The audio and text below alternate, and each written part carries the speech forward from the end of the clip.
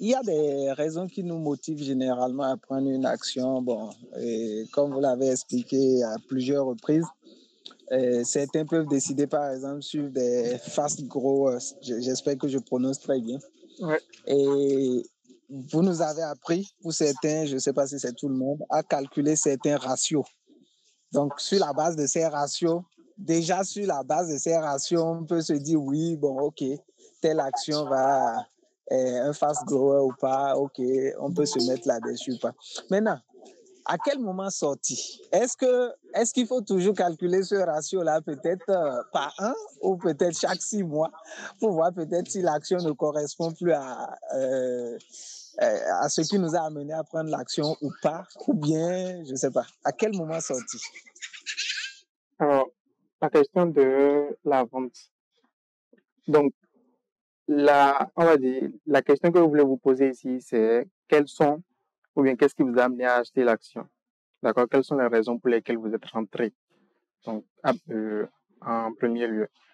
Donc, généralement, ce sera, comment dire, une série de, je sais pas, peut-être 2 ou 3 raisons. Et donc, soit c'est des raisons fondamentales, soit c'est le prix qui est beaucoup trop intéressant, même si les fondamentaux ne suivent pas, ou ce genre d'arguments-là. Donc, ce que vous voulez savoir, c'est est-ce que les arguments en question tiennent toujours? Donc, je suis peut-être rentré dans ces prépositions parce que c'est un fast grower, donc parce que c'est une action en pleine croissance et que le ratio PEG est assez intéressant pour la croissance qu'on a. Donc, comment savoir à quel moment je sors, c'est est-ce que je suis toujours dans ce scénario-là? Est-ce que la croissance est toujours aussi intéressante? Peut-être la croissance était de 20% et que maintenant elle est de 10%. Donc, vous voyez qu'elle est plus aussi intéressante. Donc, mon argument ne tient plus. C'est peut-être le moment de sortir. Ou bien, c'est que le PEG, je dis la croissance de l'action était à 20% et le PEG était autour de 3. Donc, assez intéressant, n'est-ce pas? Maintenant, le PEG, la croissance est toujours de 20, mais là, le PEG est de 30. Vous voyez, l'argument ne tient plus. L'argument du PEG ne tient plus. Donc, vous voulez juste double-checker si les arguments qui vous ont fait rentrer en premier lieu tiennent toujours. Si un argument ne tient plus, c'est peut-être le moment de réévaluer la position et de sortir éventuellement. D'accord, d'accord. Merci beaucoup.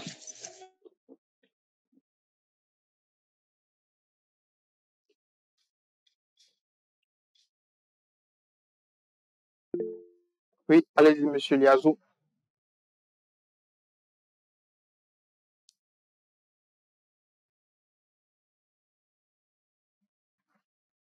Votre micro est coupé.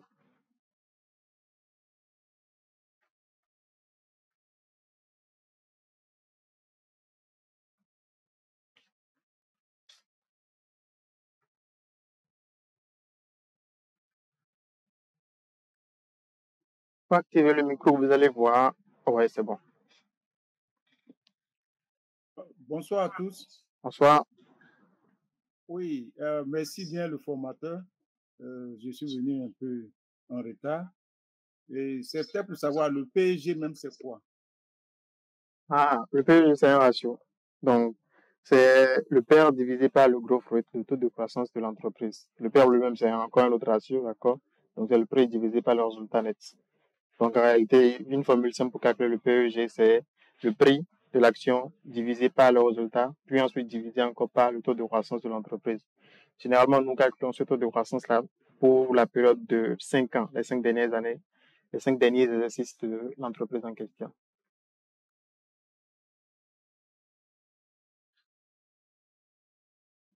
Ok, merci bien.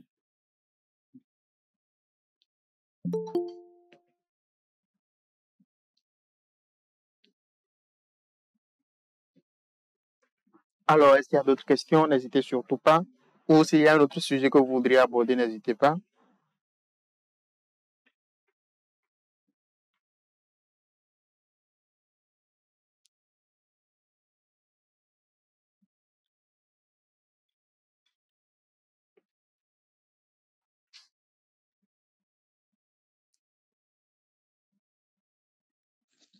Oui, coach. Par rapport à ma question, j'ai compris qu'il faut toujours évaluer et voir si les raisons qui nous ont motivés à prendre la position sont toujours valides ou pas. Mais à quelle fréquence? Est-ce que c'est pas mois? Est-ce que c'est pas Ou bien à quelle fréquence on peut le faire? Ok. Donc, ce que moi j'aime faire, par exemple, c'est le faire chaque 3 mois, chaque trimestre. Pourquoi 3 mois? Parce que chaque trimestre, vous aurez une publication de la part de l'entreprise. Donc, vous aurez un rapport d'activité du premier trimestre, vous aurez un rapport d'activité du second trimestre, donc du premier semestre, ainsi de suite. Donc, chaque 3 mois, vous avez des nouveautés de la part de l'entreprise. Donc, vous savez si quelque chose a changé dans les fondamentaux de l'entreprise ou pas. Ça, c'est chaque 3 mois. D'accord.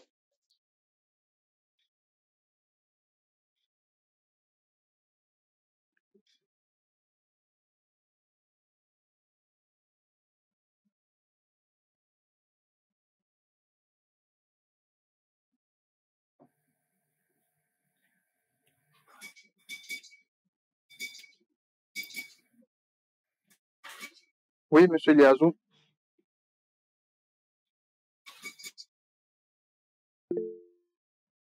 Et l'analyse, lequel qui est mieux Sorry, je vous ai mal entendu. par rapport à l'autre? C'était par rapport?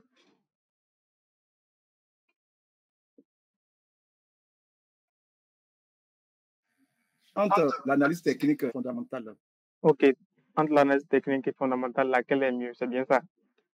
Donc, tout est une question de personnalité, j'aime dire.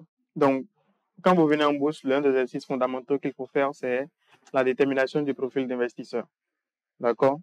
Ce profil-là va vous, comment dire, vous rendre conscient en réalité de votre tempérament sur le marché. Est-ce que vous êtes du genre à aimer, donc des activités fréquentes et rapides, d'accord, sur le marché? Est-ce que vous êtes plutôt court-termiste ou est-ce que vous aimez déposer, vous êtes beaucoup plus conservateur, vous aimez déposer votre argent, patienter le long terme et chercher à gagner de la plus-value des dividendes, mais vraiment sur du long terme.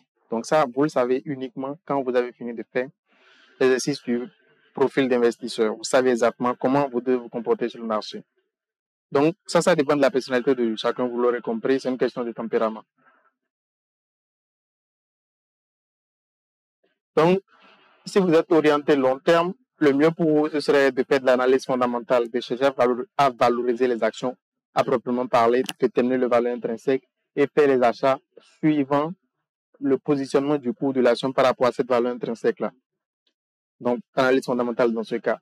Mais maintenant, si vous êtes plutôt court-termiste, vous aimez les plus-values rapides, on va dire, donc quelques semaines, peut-être même quelques mois, d'accord? Là, vous voulez faire du trading, n'est-ce pas?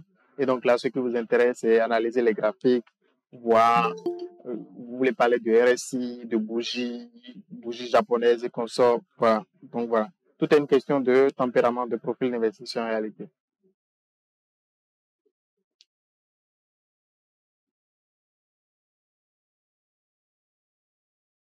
Ok, merci bien, monsieur le formateur.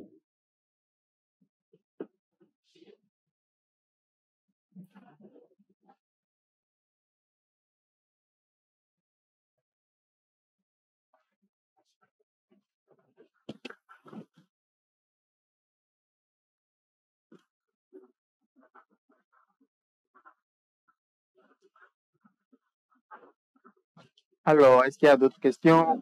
N'hésitez pas. Ou si vous voulez discuter dans notre sujet, c'est tout à fait possible.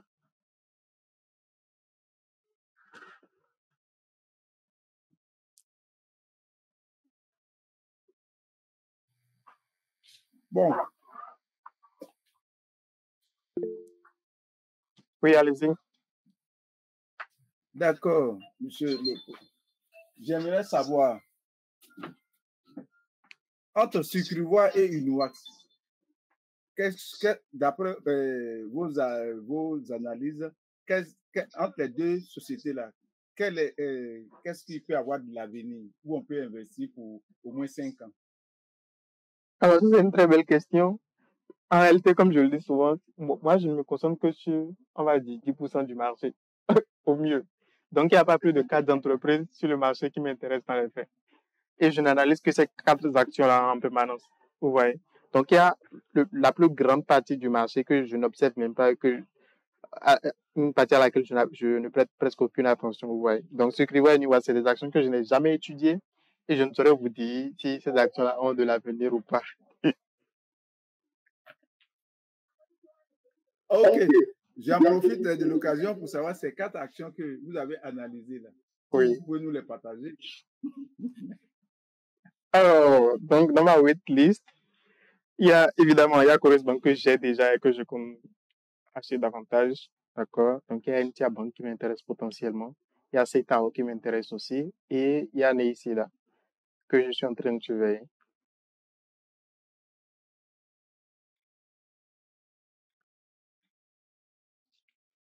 Que pensez-vous de BOA Sénégal? Alors, BOA Sénégal, c'est une action que j'ai cessé de suivre il y a longtemps. En réalité, avant d'acheter Coris Boost, j'étais sur quoi? J'étais sur SIBC. Et avant d'être sur SIBC, j'étais sur BOA Sénégal. Donc, BOA Sénégal, j'étais dessus parce que la croissance était relativement bonne dans la période où j'étais dessus. Mais avec le temps, ça a baissé. Et SIBC est devenu plus intéressant. SIBC a connu le même chose et Coris Bank est devenu plus intéressant. Donc, si c'est en tant que fast grower que vous voulez l'acheter, la réponse c'est pas un si bon deal que ça. Il y a mieux que ça sur la BRV. D'accord.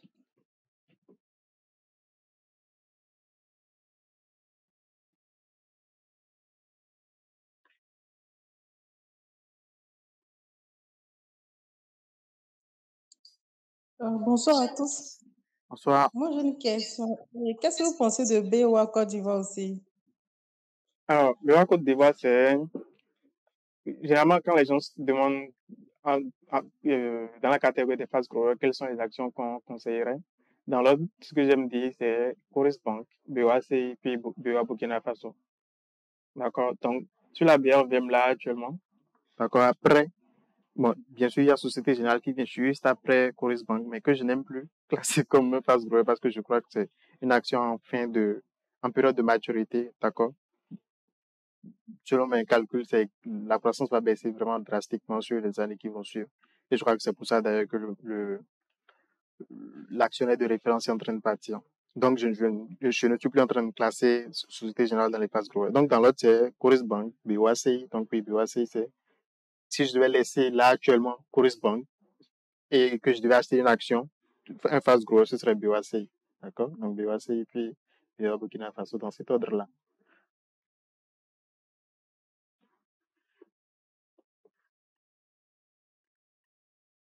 J'ai une question. Et la BOA Bénin? Alors, BOA Bénin, c'est une entreprise très, très mature. D'accord? Je n'ai pas calculé le CAGR depuis un bon moment, mais je crois que ça doit tourner autour des 10%. D'accord? Donc, en tant que fast grower, vous allez constater que quand je parle toujours de fast grower parce que sur la BRVM, c'est littéralement la seule catégorie d'entreprise qui m'intéresse. D'accord? Donc, d'un point de vue d'un fast grower, il y a mieux encore que BOA Bénin sur le marché. 10%, c'est le BOAC, BOA Burkina Faso doivent tourner autour des 14%, vous voyez. Donc, 10% pour BOA Bénin, c'est pas un si bon deal que ça non plus.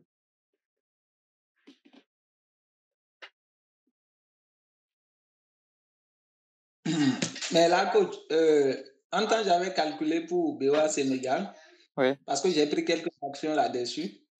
Et du point de vue du coaching qu'on avait fait, je pense le ratio était favorable. Hein, si de combien? Je pense qu'il y avait un truc de 0,20 et quelques. Là, vous parlez du PEG, c'est ça? Oui. Ok, mais le taux de croissance, il est de combien? Bon, le taux de croissance, à quel niveau vous évaluez ça? Sinon, sur les 5 dernières années, il y a eu une croissance du résultat net.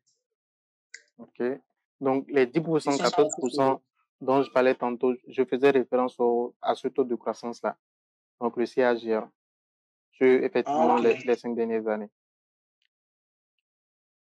À quel niveau vous voyez ça souvent? Alors, donc, en allant sur le site de SICA Finance et vous sélectionnez l'entreprise, vous allez dans l'onglet Société, il y a un tableau qui vous présente les résultats sur les 5 dernières années. Donc, vous pouvez utiliser, c'est la première valeur et la dernière valeur, donc la valeur en début de période et la valeur en fin de période pour calculer ce CAGR-là. Ah, d'accord. D'accord. Je calcule ça rapidement.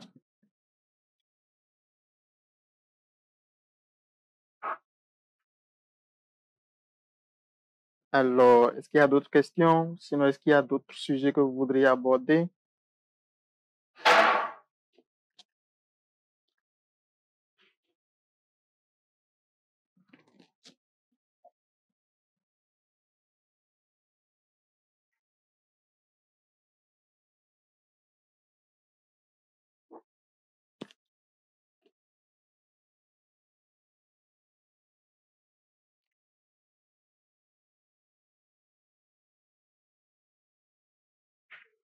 Je suis encore là. Vous avez dit la première valeur divisée par la dernière valeur. Non, c'était pas. Ok, c'est une variante de la formule des intérêts composés qu'il faut utiliser pour calculer le CAGR. Ok. Donc, j'ai fait des vidéos où j'expliquais comment comment faire ce calcul-là. C'est pas une simple division en réalité. Ah, d'accord. Donc, je ne sais pas si je peux vous dire la formule oralement, mais je ne sais pas si ce sera suffisant pour que vous compreniez comment faire le calcul. Est-ce que vous êtes du genre matheux? Je vais vérifier mes notes. Ok. Et donc, la formule en question, c'est, comme je disais, une variante de la formule des intérêts composés. Et donc, ce qu'on cherche à calculer ici, c'est le CAGR, le taux de croissance sur les dernières années. D'accord? Si on appelle ce taux de croissance là, alors, allons-y, disons T, et qu'on appelle la valeur en début de période, disons V initiale, d'accord? Valeur initiale, la valeur en fin de période, valeur finale, le nombre d'années. Donc, ici, c'est 5 ans, d'accord? Donc, on l'appelle N.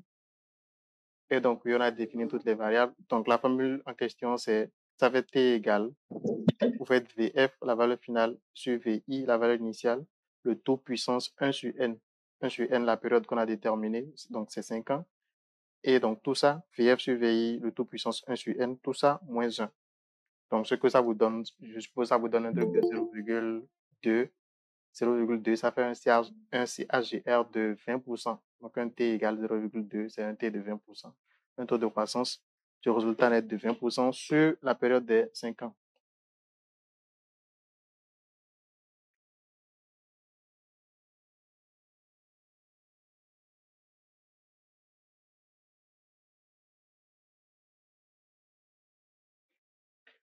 Alors, est-ce qu'il y a des questions? N'hésitez surtout pas.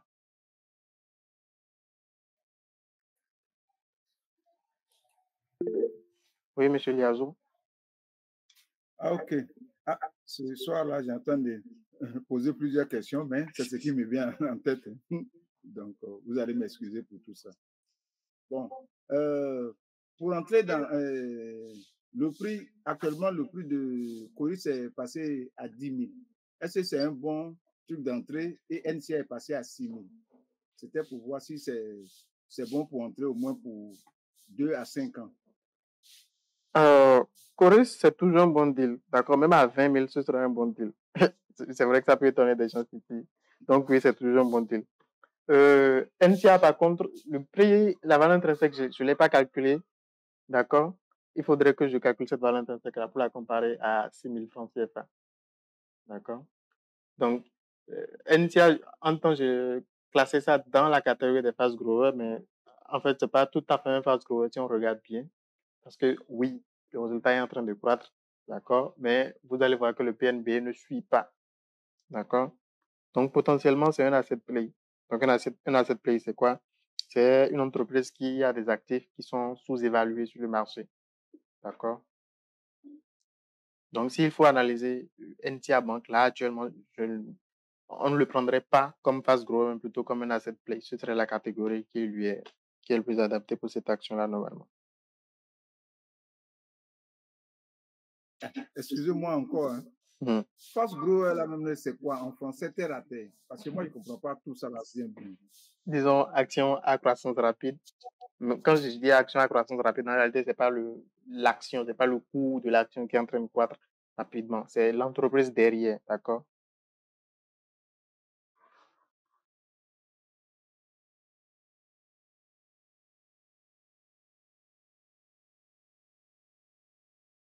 J'ai répondu à votre question. Ah, ok, merci bien.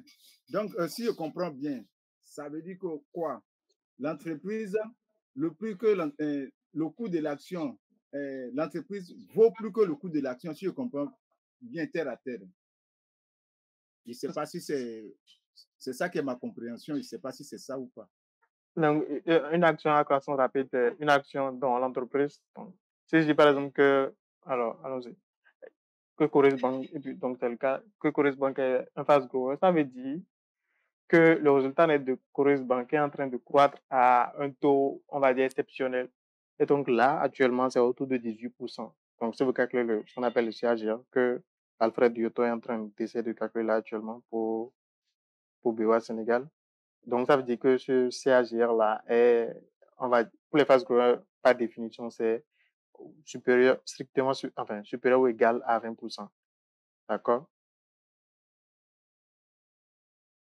Donc, un fast grower, c'est une action à croissance rapide. L'entreprise derrière l'action est en train de croître rapidement. Comment nous savons que l'entreprise est en train de croître rapidement? C'est nous calculons le taux de croissance sur résultat net. Et nous voulons que ce taux de croissance-là soit supérieur ou égal à 20%. Et donc, vous allez voir que Coris Bancaire à 18%. Et évidemment, l'année dernière, encore avant qu'il sorte le dernier résultat, c'était à 22%. Donc là, ça a un peu diminué. Et donc là, c'est évident maintenant que Coris Bank n'est plus officiellement d'accord un fast grower. Sûrement, l'année qui va suivre, s'ils font un résultat plus intéressant, ça va rentrer à nouveau dans la catégorie des fast growers. Mais sinon, c'est juste en dessous du seuil de la catégorie des fast growers. Ah, ok, merci bien et j'ai bien compris maintenant.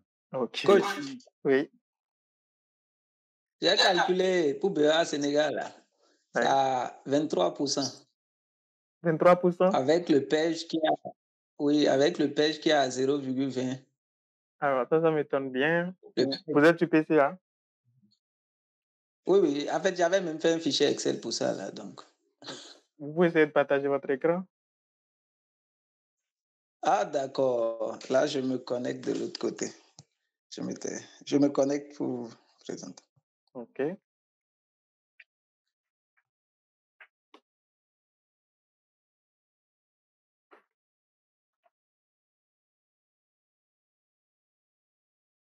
Alors, le temps qu'il se connecte, on peut ouvrir Sika Finance et voir.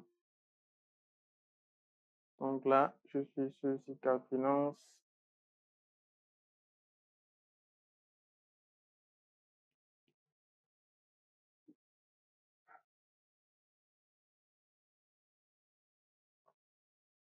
Je vais faire, normalement, vous êtes en train de voir mon écran, normalement. Dites-moi si vous voyez ou pas.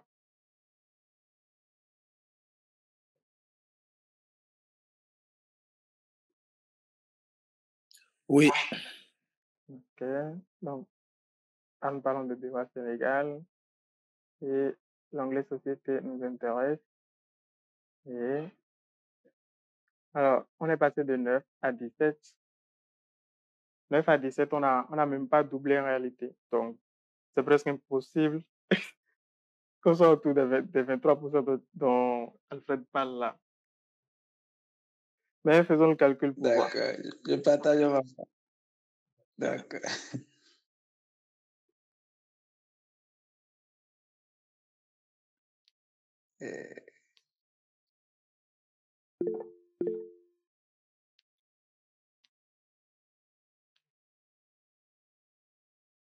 Donc, la valeur finale ici, c'est 17. Là, on parle du résultat net. Donc, on est sur cette ligne-là. J'espère que vous voyez ma souris aussi.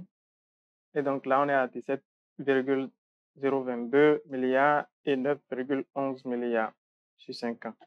Donc, je fais 17,02 divisé par 0,2. 9,11. Je ne sais pas si j'arrondis. Oui, il y a un 5 derrière, donc c'est 9,12. D'accord, ça. Et donc, ça, puissance 1 divisé par 5, c'est 0,2. Donc, je mets 0,2 en même temps. Le taux moins 1. D'accord, donc ça me fait 13,29%. Monsieur Alfred, 13,29% pour le CAGR de BOA Sénégal.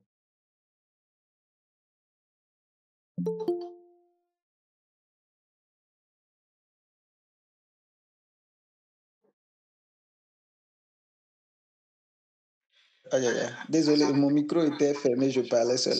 Pour Ah, calculer le gain du résultat, oui. on fait généralement la valeur finale divisée par la valeur initiale multipliée par 100. C'est bien ça? Non, pas par 100. Vous ne multipliez plus, vous faites juste valeur finale divisée par valeur initiale. Ok. Ok.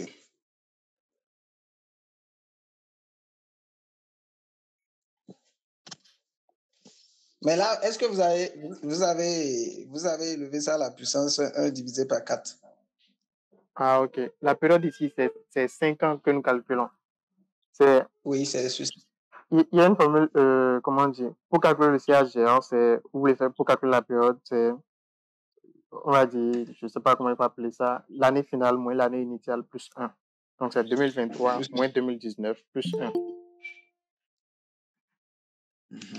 Oui, oui. Donc, c'est 5 ici. Ce n'est pas 4. Ce n'est pas juste 2023 moins 2019. Ok. D'accord.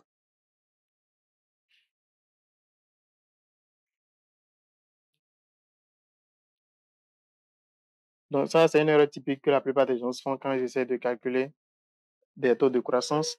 Donc, ils vont prendre généralement ça, 2023 moins 2019, ça leur fait 4 ans. Et donc, le gain, ils vont trouver que le gain a été fait sur une période assez courte.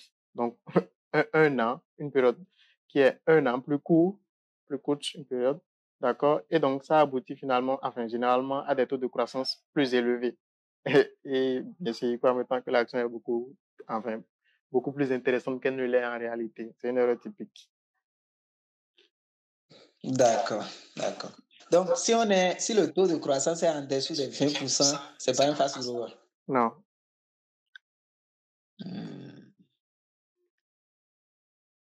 Donc, on attend quand il vient déjà autour des 20%, un peu plus. Ça dépend.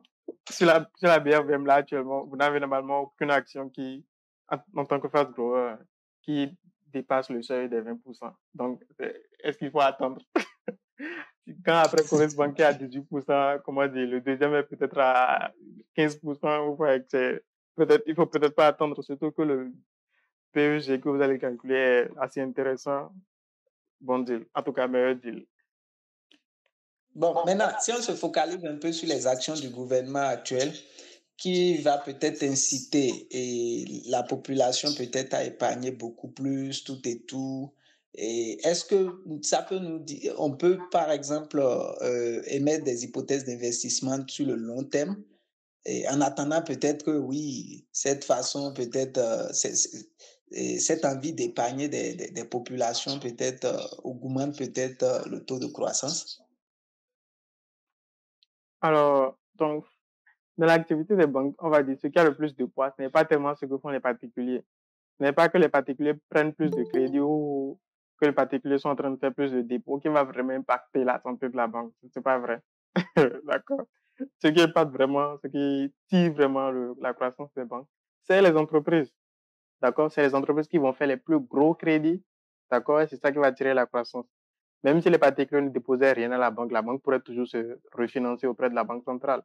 Donc, c'est pas, se financer, ça n'a jamais été un problème pour les banques. D'accord? Ce n'est pas les particuliers qui ont un impact considérable de ce point de vue-là. D'accord, d'accord. Maintenant, si on se focalise alors sur les démarches, ou peut-être je vais dire les actions du gouvernement, pour peut-être dire, malgré qu'aujourd'hui, le taux de croissance n'est pas sur les 20% qui vont nous permettre de prendre une décision d'investissement, est-ce que simplement ces fondamentaux-là peuvent nous permettre déjà de prendre l'action et de la garder sur le long terme? La réponse, c'est oui. Parce que ce n'est pas que le taux de croissance que vous regardez, c'est le taux de croissance par rapport au PER. Et donc, c'est ça que le ratio PEG est en train de refléter en réalité. Donc, tant que votre PEG est en dessous de 0,5, c'est une action assez intéressante pour un fast grower. Ah, d'accord, d'accord, d'accord. Donc, tant que le PEG est en dessous de 0,5, on peut garder, on peut prendre. Acheter, oui. D'accord. D'accord.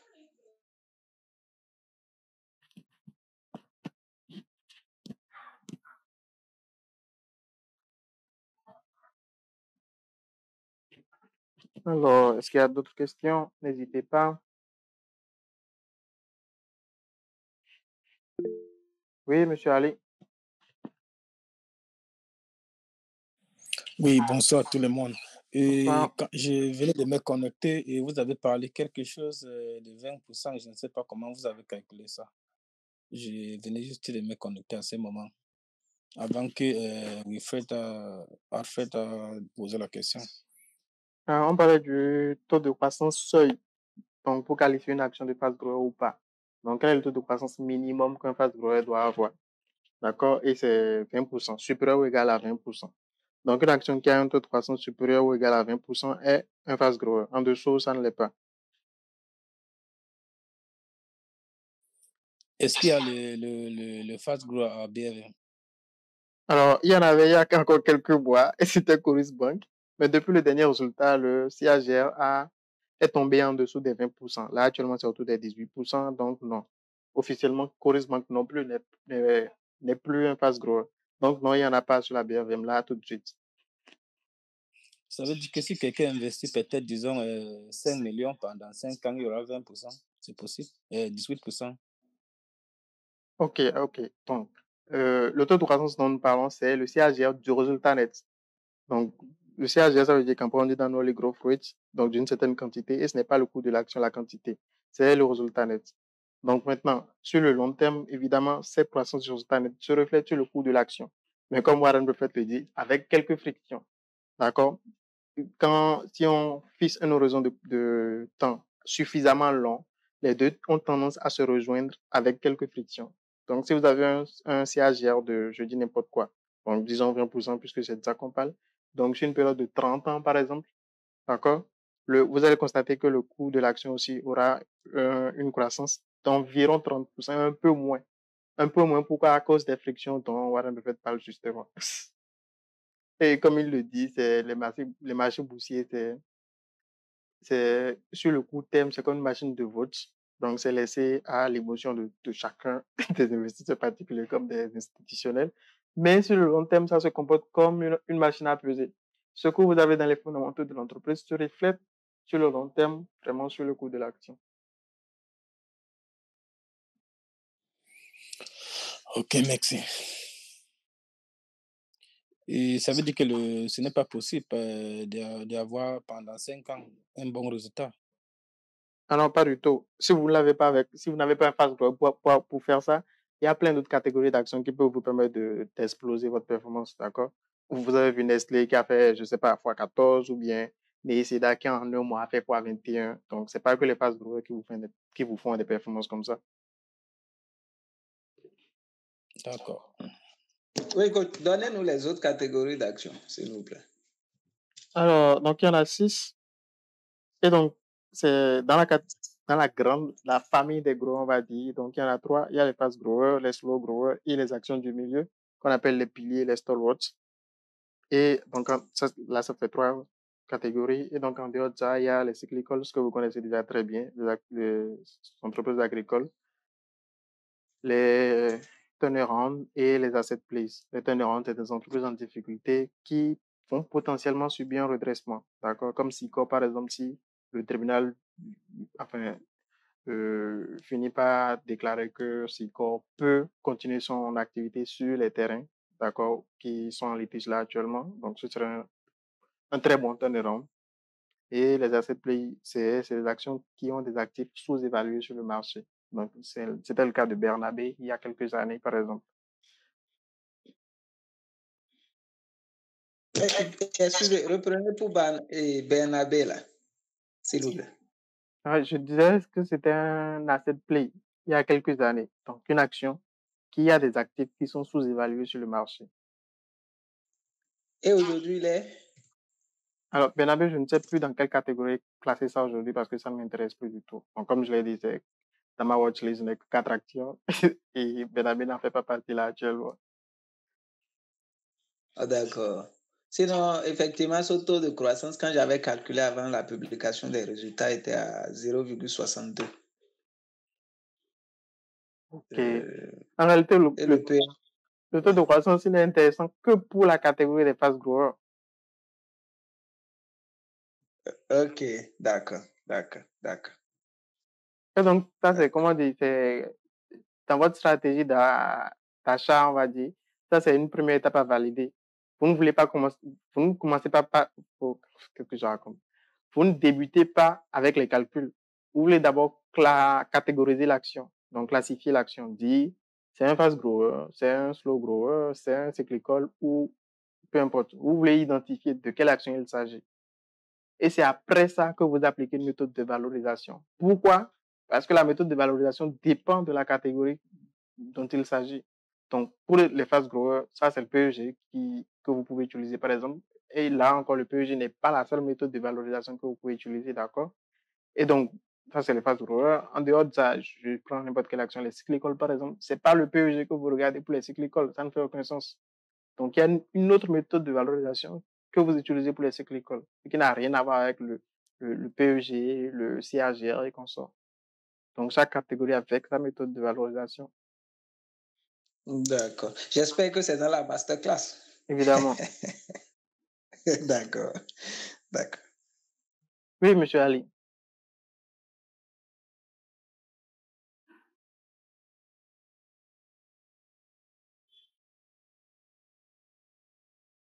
Désolé, c'est erreur. Ah, ok.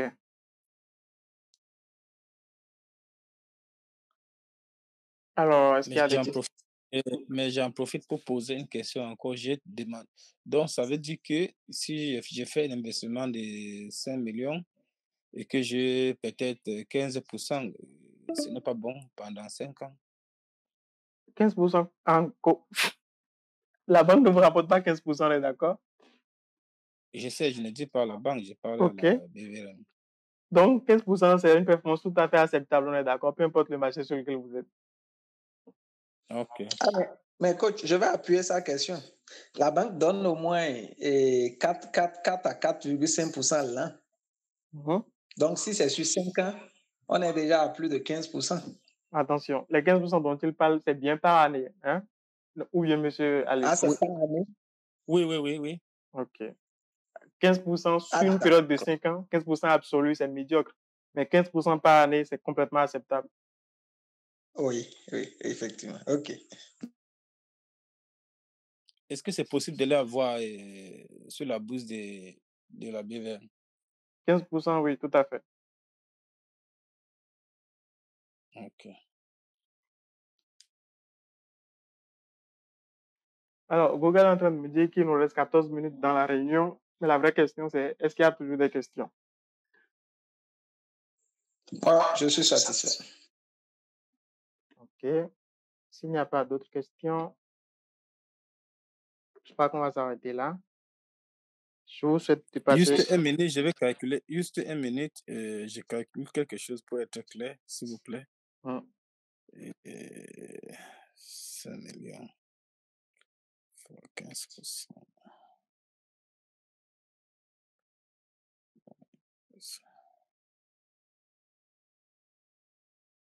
Donc, ça veut dire que si j'investis, par exemple, 5 millions, chaque année, je peux avoir 750 000, c'est possible, c'est ça? 550 000, c'est ça qui fait les 15%, c'est ça? Oui. Ok, oui. Alors, quand nous parlons de performance sur une période de 5 ans, ça ne veut pas dire que chaque année, systématiquement, vous aurez 15%. Ça veut dire que sur la période des 5 années, si on calcule la performance moyenne par année, ce sera autour des 15%. Ça, c'est complètement faisable. Oui, ça peut être plus, c'est ça, oui. Mais pas moins. Ça peut être aussi moins par année. Mais sur la période des 5 ans, c'est possible de battre les 15% par année. Oui, mais quand tu signes le premier contrat pour 5 ans, je pense que ça doit être 15, là, si je ne me trompe pas. Jusqu'à les 5 ans. Je n'ai pas compris de quel contrat vous parlez. Non, par exemple, si tu investis, je ne sais pas, j'ai pris un exemple à 5 millions et à 15%. Oui. Pendant 5 ans. Oui. Donc, tu vas avoir 750 000 ou bien c'est combien? Oui, chaque année. Ah, c'est pas comme les dépôts à thème, la bourse. Vous voyez, c'est des actions que vous achetez, sauf si vous achetez des obligations, hein. Mais dans le cas des actions, c'est des actions que vous achetez et le comportement de ces actions-là n'est pas, on va dire, systématique. Ce n'est pas que vous investissez, par exemple, dans Société Générale et chaque année, ça va vous rapporter 15% systématiquement. Ce n'est pas comme ça que ça fonctionne. Et il n'y a pas un système dans les lots, les zones de CFA qui fonctionne comme ça. Donc, dans le cas des Que par obligations, exemple, tu déposes, par exemple, tu fais un contrat de 5 ans ou de 3, disons 5 ans et avec un pourcentage oui, ça c'est que tu es possible. obligé de le voir. Ça c'est possible avec les Tu le, obligations. Donc, oui, dans le cas des obligations, c'est typique, hein, vous achetez les obligations, ensuite vous avez des rendements plutôt fixes. Donc, d'année en année jusqu'à oui, c'est ça. maturité, 5 ans par exemple. Mais les Ouais, obligations, ouais, les rendements, ça tourne autour dans une plage de 6 à 8%. D'accord? ah, Donc, c'est pas avec les obligations que vous allez faire les 15%, quoi. ouais. Oui, Michel, cadre.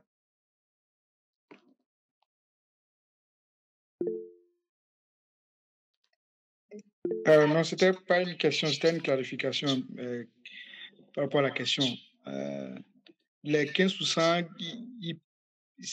c'est pas que c'est de l'argent cash, hein, ça peut être en croissance du capital, en fait, Ouais, qu'il aura les 5%, les 15% là. ouais. Mais évidemment, ça dépend si c'est des actions de croissance uniquement qu'il a dans son portefeuille ou bien, voilà. Mais c'est pas comme des dividendes c'est pas comme de l'argent cash qui va avoir 15%. Non, c'est pas possible. Ouais. Même sur la BFM, je pense qu'il y a une entreprise qui partage 15% de dividendes actuellement. Je pense tout le 10, 11 peut-être. Ok, Monsieur Liazo. OK. Avec votre permission, monsieur le formateur, je voulais éclaircir, si vous me permettez, hein, éclaircir à Mohamed Ali, si vous me le permettez. Oui, bien sûr, allez-y. Monsieur Mohamed Ali, est-ce que vous m'entendez? Oui, monsieur, je vous entendais, monsieur. Voilà, action là, c'est comme marchandise que vous achetez. Quand les gens ont besoin beaucoup là, ça augmente. La masse que vous allez mettre là, ça va monter. Quand les marchandises là ne marchent pas, vous êtes obligé de diminuer. C'est comme ça que les actions se comportent. Vous comprenez? Oui. Voilà. Les actions, c'est comme une marchandise que vous achetez. Ce n'est pas comme les obligations, comme vous prêtez de l'argent à quelqu'un et qui vous donne un intérêt fixe. Je ne sais pas si vous avez bien compris sur ça. Ouais. Donc, c'est que moi, personnellement, ce qui m'intéresse de faire l'investissement, c'est l'obligation parce qu'il faut savoir peut-être un montant, soit pour payer le loyer ou bien pour payer la scolarité des enfants ou bien autre chose. Quelque chose que tu es sûr de ça. Voilà. Donc, comme vous ne pouvez pas gagner comme les actions. Oui, je comprends. Voilà. C'est Je ma vous conseille, contribution. il y a une stratégie qu'on appelle stratégie de rente qui peut vous permettre d'avoir de revenus réguliers chaque année, mais peut-être pas 15%. Donc, mon conseil pour vous, c'est de vous faire former pour comprendre c'est quoi l'investissement en bourse, quelles sont les stratégies, et en fonction de votre besoin, ce que vous voulez là, vous allez choisir la stratégie qui vous convient. Bon, Ok. moi, j'en ai fini. Donc, c'était ma contribution, monsieur le formateur coach. Ok, c'est très gentil. Ok, merci beaucoup.